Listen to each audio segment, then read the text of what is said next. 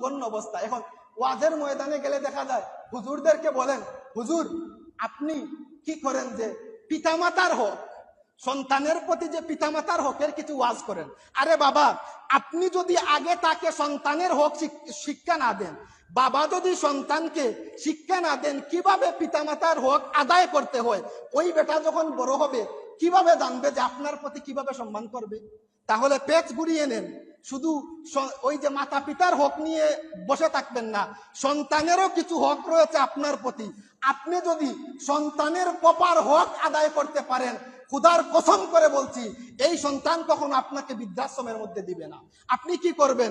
সকালে ঘুমিয়ে পড়বেন, আপনার সন্তানকে 10,000 টাকা দিয়ে আপনি ইংলিশ মিডিয়াম স্কুলের মধ্যে পড়াবেন, 500 টাকা দিয়ে 1,000 টাকা দিয়ে হুজুর রেখে তাকে বুনিয়াদী শিক্ষা দিতে পারবেন না।